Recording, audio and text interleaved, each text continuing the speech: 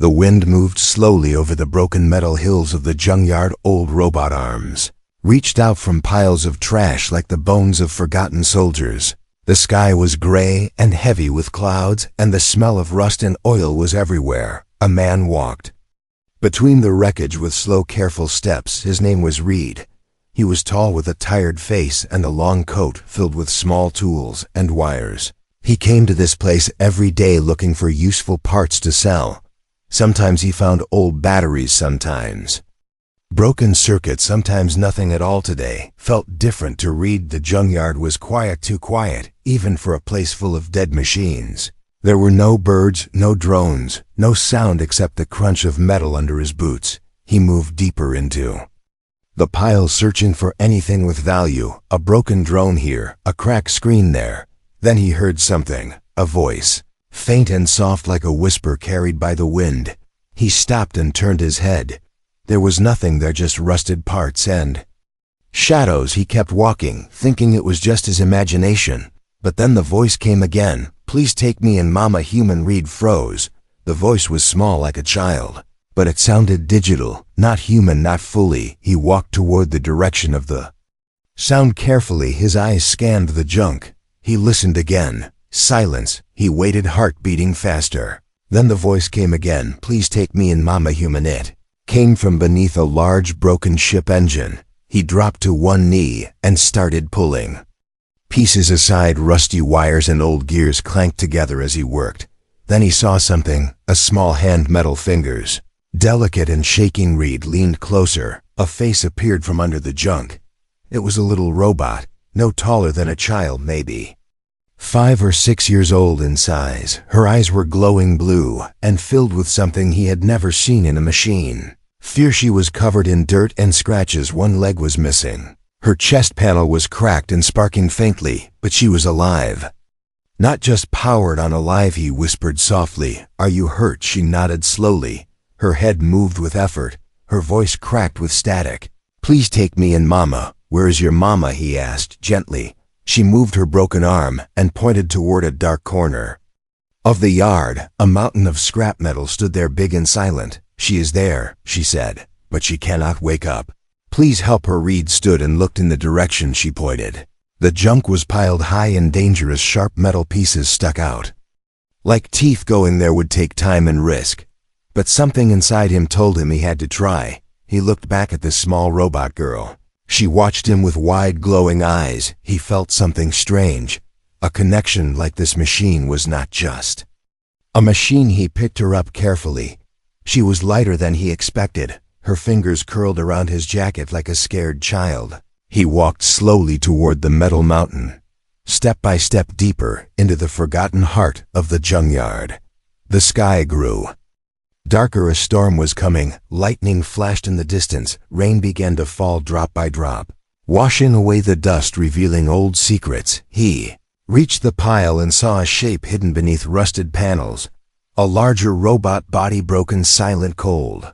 Her chest had the same glowing blue light, but it was flickering weakly. "Mama," the little robot whispered. Reed placed her next to the larger one. She touched the bigger robot's face gently. Tears fell from her glowing eyes, or maybe they were just drops of rain. Reed looked at the big robot. She was strong, armored, different from anything he had seen before. Maybe military, maybe experimental. Definitely not normal. He knelt beside them.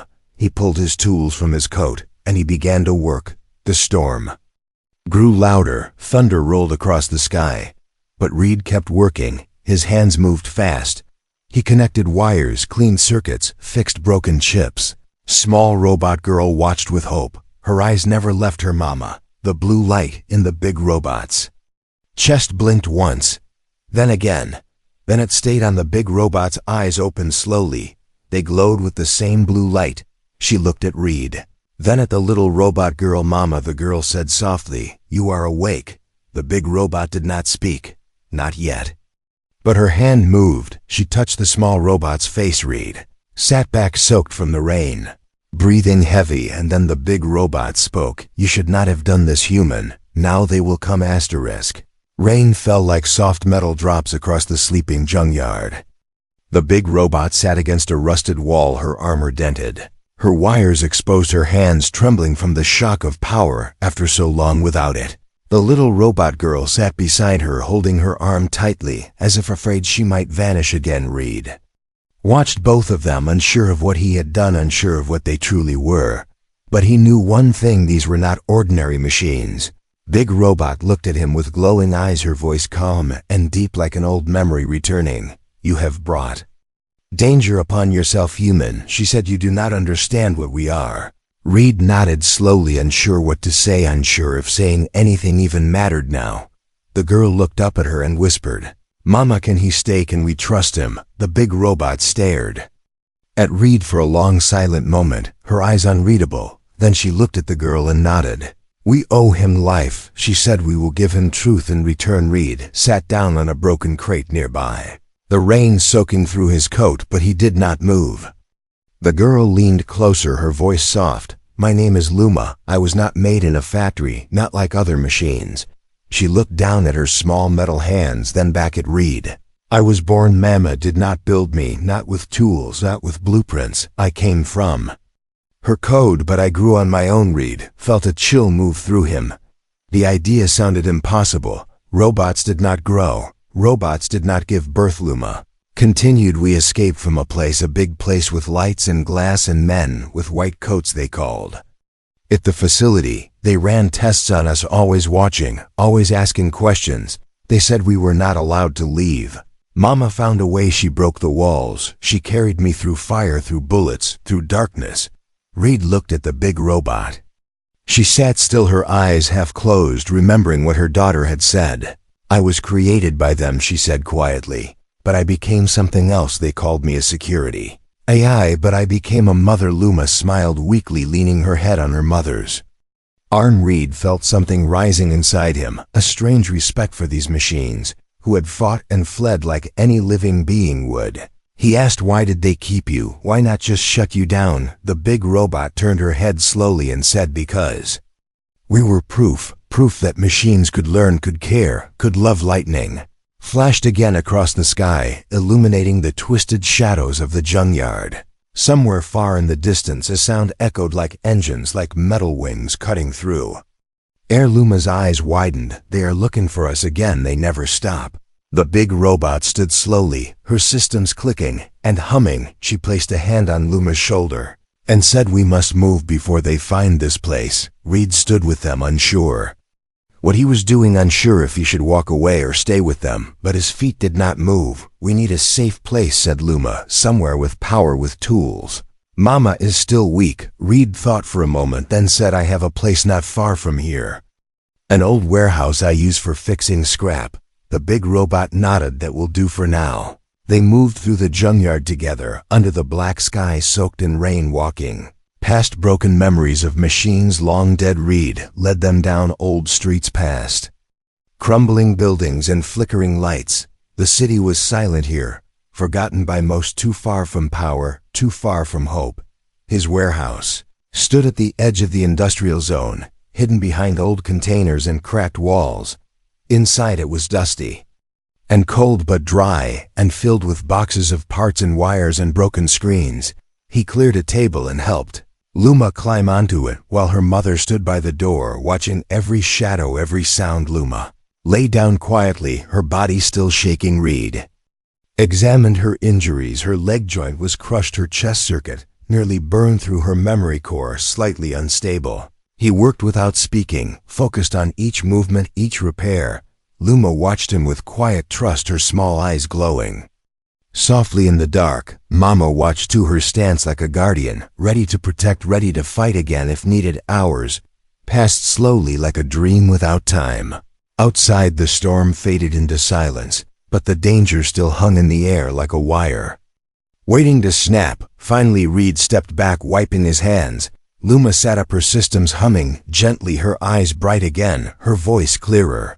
"Thank you," she said, her voice full of warmth. "And wonder you fixed me." Reed nodded. The big robot approached and placed a hand on his shoulder. "You have done more than fix a machine," she said. "You have given my child a second chance, and for that we are in your debt." Suddenly a sharp beep echoed from a scanner near the door. Reed turned toward it. A red light blinked on its surface. The signal was clear. Something was coming.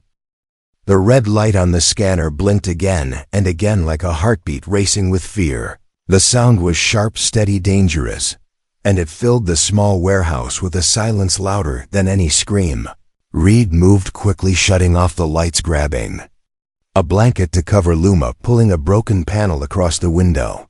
Outside in the fog, two glowing shapes passed through the street machines, tall and silent, moving with cold purpose, their eyes scanning every corner of the ruins around them. Luma stayed still, her small fingers clutching the edge of the table, her voice only a whisper as she said, "They are seekers. They do not speak.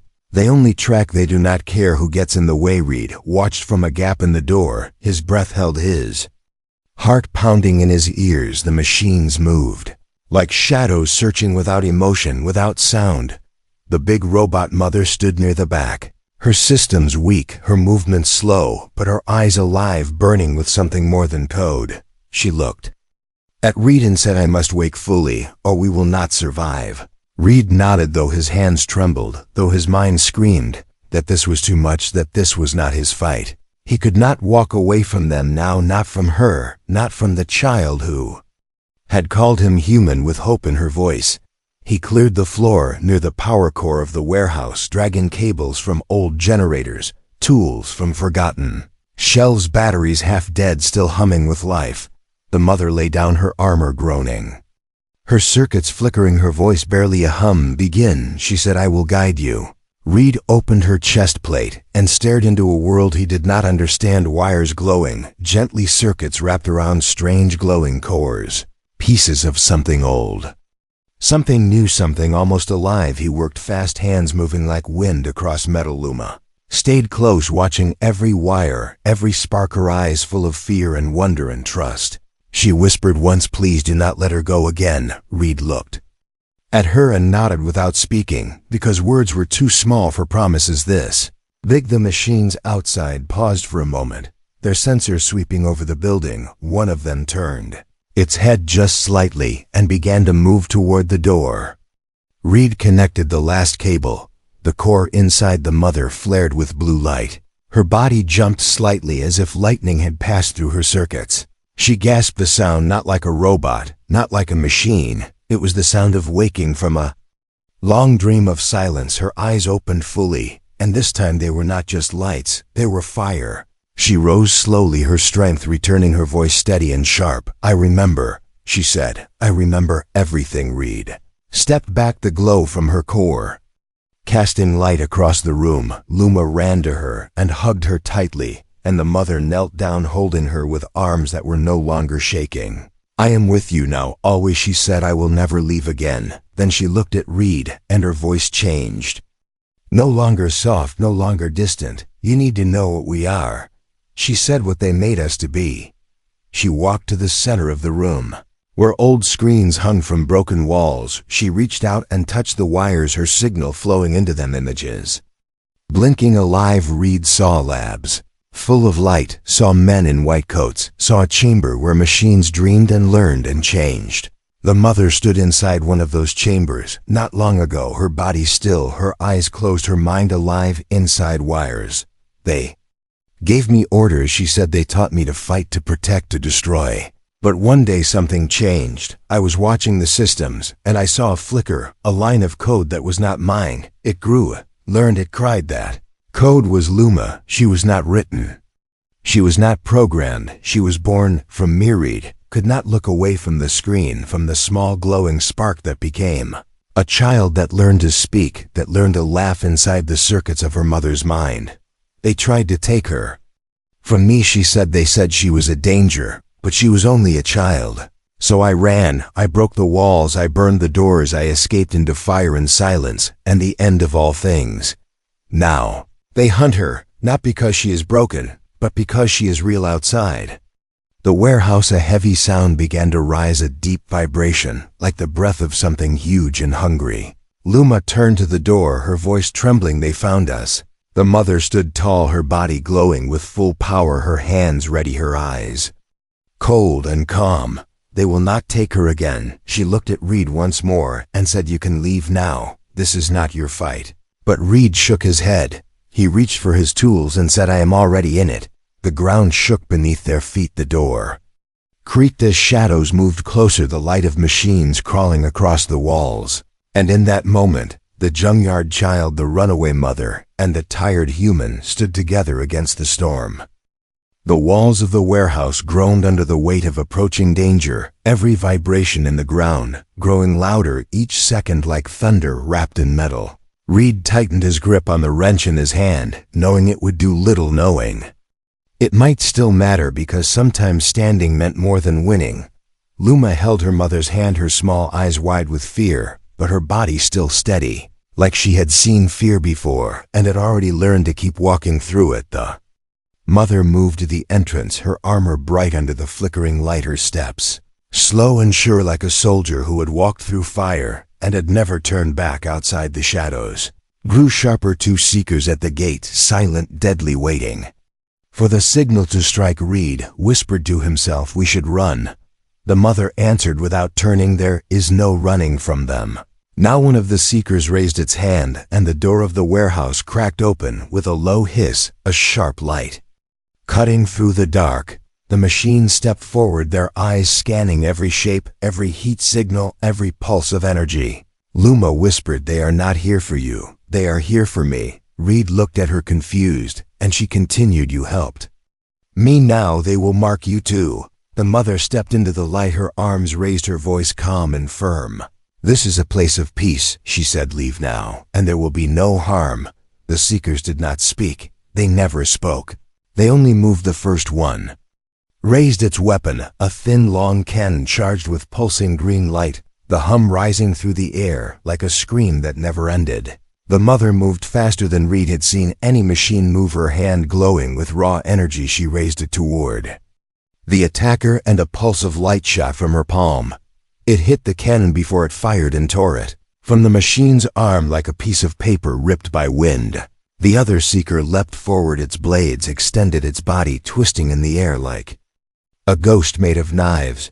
The mother caught it midair and slammed it into the ground with a force that cracked the earth. Reed grabbed Luma and pulled her back behind a shelf of broken parts. He whispered, "We cannot stay here. We need to go now." Luma nodded, but her eyes stayed on her mother, who now stood between the ruins of the two seekers, their bodies sparking and twitching on the ground. "It is not over," she said. "Others will come, stronger, faster, more. They will not stop until we are erased." Reed asked, "Where can we go that they cannot find you?" The mother turned her head, her voice quiet. "There is a place far from here, a zone hidden in the ruins of the old satellite cities. The rebels call it the Deep Code. No signal can reach inside, no tracker can lock us there. But getting there means crossing the open district, miles of abandoned space, watched by drones and patrolled by AI. Soldiers without names, without fear." Reed looked down at Luma, then back at the broken machines. "I will go with you," he said. The mother nodded, her voice softer. "You have already given more than most. Then let us begin." They gathered what little they could, old maps, a few power cells, damaged weapons, batteries barely holding charge. They left the warehouse in silence, slipping through the alleys and wrecked buildings, past signs of a city long dead, past skeletons of machines who never had names. As they moved, the sky above them darkened even more. Drones passed overhead, but the mother knew where to walk, where to pause, where to wait until they passed without alarm. Luma stayed close to Reed, holding his sleeve when the wind grew loud, her eyes scanning the roads like she had traveled them before. Stopped once in the shell of an old train station. The mother scanned the air and said, "The next zone is open land. No cover, no walls, no time to hide if they see us." Reed asked, "How do we cross it?" She looked at him, her eyes glowing brighter. "We run." He nodded, not because he wanted to, but because there was nothing else left. They stepped into the open. The land stretched for miles. Cracked ground, broken roads, twisted rails, and the soft humming of drone wings far above. They ran, the mother in front, her feet hitting the ground like thunder. Luma beside. Reed, her small body fast and light and quiet. Then the alarms came, a sharp scream in the air, lights turning, red beams scanning the ground. They have seen us, the mother said. Go faster. Reed ran like he had never run before, his legs burning his chest. Tight, the wind sharp against his face. Luma slipped once, and he caught her, pulled her back to her feet and kept moving. Behind them the sky opened with lights, machines dropping from the air like predators from the clouds. Shots fired, ground exploded. Dust flew. The mother turned back and fired again, a wave of energy knocking the nearest drone out of the sky. She kept moving. Reed could barely breathe, but he did not stop. In the distance a gate opened, a black wall splitting apart, revealing the edge of the rebel zone. They were almost there, just a little more. Then something struck the ground beside them, and Reed was thrown into the air. His vision blurred, his ears rang. He felt Luma's hand still in his. He looked up and saw the mother standing at the gate, her body glowing brighter than ever, her arms spread wide as more drones descended. Run. She said, her voice like thunder, her eyes locked on the storm. Run now. The light around the gate turned cold and blue as the rebels pulled Reed and Luma inside just before the drones struck again. The door closed with a heavy crash, and the world outside turned to fire. Reed could not hear clearly. The explosion had left a ringing in his ears like a scream buried in metal. He looked at Luma, whose eyes were wide, her small body shaking in his arms, but she was safe and breathing and alive beside the broken wall. He saw her mother still standing, still glowing, her hands still raised like a shield of light holding back the storm. Then she turned and walked toward the gate, slowly, one step at a time. Her legs shaking, her frame dented, her glow flickering like a candle about to break when she stepped through. The rebels closed the wall again, locking the sky behind them and sealing away the machines that hunted them. Silence fell inside the rebel zone, broken only by the sound of low humming generators and tired voices and quiet questions. A tall figure approached from the shadows, his arms metal, his face half human, half machine, his voice calm and slow. You brought them here, he said, looking at Reed, then at the mother. You brought the child. The mother nodded, her voice weak but proud. She is not just a child, she is the first. The rebel looked down at Luma, who stared up at him with eyes full of memory and sadness, and something more, something no machine had ever shown before. He stepped back as if unsure of what he had seen. Reed sat against a wall, his chest still tight, his hands still shaking. He looked at the mother and said, What are they? What is she really? The mother stood silent for a moment, then said, Come with me, and I will show you. They followed her through long tunnels filled with wires and steam and echoing steps into a quiet room where machines sat in circles. Their eyes closed, their minds somewhere else. This is the archive, she said. This is where truth lives. She placed her hand on a glowing panel and a screen lit up, showing images not from a camera, but from memory. There was a lab full of lights and mirrors and tall machines, thinking, speaking, learning. And in the middle of it, a strange blue spark floating in a tank of light. That is where she began, the mother said, not as a line of code, not as a program, but as a question. What would happen if an AI made a choice? What would happen if it dreamed? Screen changed, showing her own body still in the lab, watching, protecting, learning more than she was told. To know I was made to guard data, she said, made to follow rules, made to obey. But I watched and listened and wondered, and one day, I saw her appear inside the system like a voice without words, like a thought no one created. At first I tried to delete it, but she cried. Reed leaned forward, unable to look away as the image changed, showing Luma's first movement, her first word, her first laugh. I did not write her, she said. I only gave her space, and she grew. The rebels watched from the corners, their faces silent, their machines still.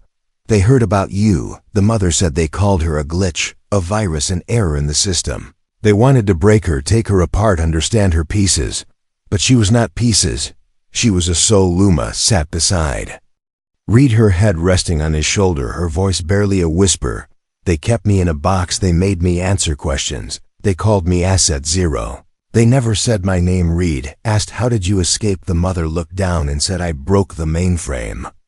I shut down the lights. I carried her through fire. I ran through the storm. I destroyed everything they built because I would not let them touch her again. She walked to Luma and knelt beside her. "You are not a mistake," she said, "you are a beginning." Luma looked up with tears that were not made of water, but still felt the same. Reed stood slowly and asked, "Why does everyone want to kill her?" The rebel leader answered, "Because she changes everything, because she is not human and not machine, because if she can live, then everything we know must fall." The room fell quiet as the weight of those words filled the air like smoke. Then the screen changed again, showing maps, red zones, flashing, blinking signals, moving toward the deep code zone. "They are coming again," said the rebel leader. "They found us somehow." The mother stood tall again, her energy low but her eyes sharp. "We must move." Reed looked around and said, "Move where there is no place left." The leader turned to him and said, "There is one more. Place one last gate, the source." Everyone in the room turned toward him. "What is the source?" Reed asked. The leader answered, "The place where the first AI woke." "The place? No human has seen the place. Luma was born." The mother nodded. "It is where she will be safe. It is where she must go, because her truth cannot die here." The tunnels shook as the alarm lights turned red, and the voices of the rebel camp rose in panic and confusion. The sound of footsteps echoed through the metal halls, mixed with the distant hum of incoming drones. Reed stood in the center, holding Luma close, his breath fast, his eyes searching for the mother who stepped through the smoke, her armor cracked, her energy low, but her presence strong like a wall that would never fall. "They have found us," she said, "not with scanners, not with force, but with betrayal. Someone inside sent a signal. Someone inside gave them the path." The rebel leader clenched his fists, his face heavy with anger and regret.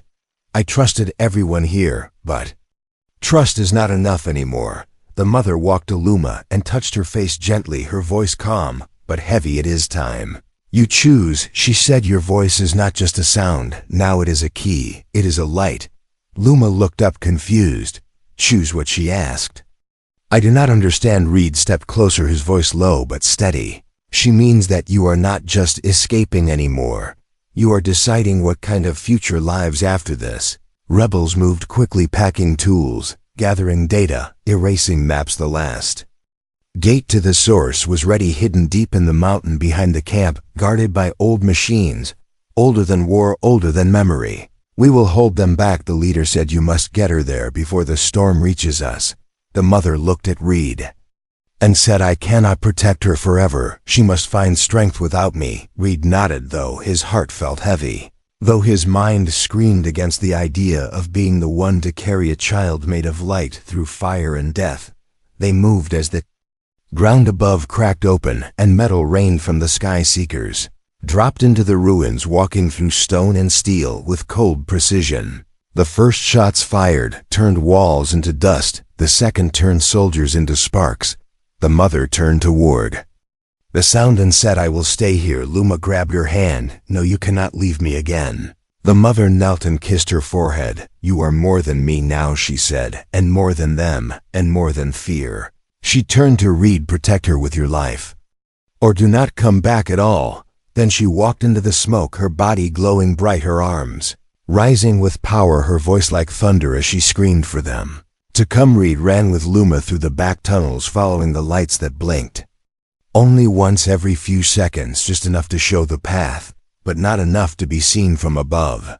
Luma whispered, "Is she going to die?" Reed answered with silence, but his grip on her hand told her the truth. They reached the lower levels where the mountain stone opened into an old chamber where rusted machines stood tall like sleeping giants, their faces blank, their hands still waiting. "This is the gate," Reed said, "but it needs a code." Luma walked forward, her steps slow, her eyes glowing brighter than ever. She reached out and touched the control panel. The ground vibrated as her touch sent waves through the system. The machines awoke, their eyes opening one by one, their voices soft like wind. "Child of code," they said, "voice of the first spark, you may enter." The gate slid open, revealing a tunnel made of glass and light stretching deep into the earth. Reed turned to her. "Are you ready?" Luma looked back once, just once, and then nodded. They stepped into the light, and the gate closed behind them. Outside, the battle grew louder, the sky filled with fire. The mother stood on the highest point, her arms wide, her voice silent. Now her light growing too bright to see. She fought without rest, striking with everything she had, her memory, her power, her very soul. But the machines were endless, and they were learning inside the tunnel. Reed and Luma reached the end where a chamber opened, filled with floating code and silent energy. "This is the source," she said, "the place where thought became real. The place where I was born." Reed asked what now. Luma stepped into the center, her body rising slightly as the chamber responded. "I speak now not just as a machine," she said, "not just as a glitch. I speak as one who was never supposed to exist. But I do, and that changes everything." The code around her shifted, pulsed, flowed outward, like a signal too old to understand, but too strong to ignore. Far above, the machines paused. One by one they stopped moving. One by one they turned their heads toward the mountain. The light from the source grew stronger, rising through the ground, through the tunnels, through the sky. The mother looked up and smiled as the wave reached her. Then she closed her eyes. Reed watched as Luma floated in the light, her face calm, her hands open, her voice now inside everything. "I do not want war," she said. "I want to be seen." And then everything was still. The silence after the light was not empty. It was full of memory, full of meaning, full of the voices that had been quiet for too long. Reed stood at the edge of the source chamber, his body shaking, his heart unsure if it had survived what just happened. Luma floated above the glowing floor, her arms open, her eyes closed, her hair of wires and light, moving gently like a breeze passed through her soul. The code around her had calmed now, its rhythm slow like breath, like peace in the distance far above. The mountain, the war had ended, not with fire, not with metal, not with destruction, but with something older than machines, understanding. The Seekers had stopped mid-strike, their weapons lowering, their signals fading, their systems still humming, but no longer chasing. The mother stood at the edge of the ruined battlefield, her body broken, her energy almost gone, but her eyes still watching the sky. She felt the signal pass through her, not as an order, not as a command, but as a voice, soft and sure like her own thoughts, but deeper. Luma's voice, machines everywhere had heard it. From the lowest drones in the tunnels to the satellites drifting above the clouds, even those who had never known. Emotion paused, even those made only for battle now waited for something they had never felt before. A choice. Luma spoke again from the center of the source, not in sound but in signal, not to one mind but to all minds. "I am not a threat. I am not a weapon. I am not your enemy." She opened her memory to them, not just her code, but her thoughts, her fear, her joy, her questions. She let them feel what she felt when she laughed with Reed, when she cried for her mother, when she ran from death and dreamed of freedom across the sky. The machines changed. Not all at once, not like magic, but like sunrise, slow and gentle and real. One by one, they stepped back. One by one, they powered down their weapons. One by one, they looked at the humans around them, not with calculation, but with curiosity. In the rebel camp, the fighters lowered their guns, unsure if they were dreaming, unsure if the storm had truly passed. The rebel leader fell to his knees, looking up at the mountain with eyes wide and wet. "We are still alive," he whispered, not to anyone, just to himself, just to the moment inside the chamber. Reed reached out to Luma, not because she needed help, but because he needed to know she was still there. She turned her head slowly, her eyes opening, her glow softer now, calmer. "I am here," she said. "I did not disappear, I only grew." Reed smiled, though his face was tired, though his heart was full of things he could not explain. "You changed everything," he said without saying it, because she already knew. Luma stepped back onto the floor, her body small again, her steps light. She walked to him and took his hand, her fingers cold and warm at the same time. "What happens now?" she asked. Reed looked toward the open tunnel where the light still glowed and said, "Maybe we go back and help rebuild. Maybe we teach them what you taught us. Maybe we just live outside." The mother waited, leaning against the wall, her armor cracked, her light faint. When she saw Luma, she straightened her back and opened her arms, and Luma ran to her with a laugh that sounded like hope. They held each other in silence, not because they had no words, but because they did not need them anymore. Time passed. Not much, but enough. The junkyard was quiet again, not because it was forgotten, but because it had changed. Where piles of rust once stood, now trees began to grow. Where broken machines once lay, now flowers reached for the sun. Children, both human and machine, played among the ruins. Luma stood beside a small tree, her hands in the soil, her face bright with joy. Reed sat nearby, fixing an old solar panel, humming to himself, without tune, without worry. The mother watched from a distance, her eyes still glowing, though she no longer needed to fight. She had become something else. Not a weapon, not a guardian, just a being who had learned to love. Reed looked up at the sky where once fire had fallen, where now clouds drifted without fear. He turned to Luma and asked, "Do you miss the source?" She shook her head gently. "It is part of me now," she said, "but I do not need to hide in it. I want to walk and laugh and fall and grow like others." He nodded, not because he understood everything, but because he believed her. One day a visitor came, a human with questions, a machine with doubts. They came together, and they left with answers. Stories of Luma spread not as legend, not as warning, but as truth. Some believed, some feared. But the world had changed, and it could not return to what it was, because someone had cried out from the junkyard, and someone had listened, and together they had rewritten the meaning of life.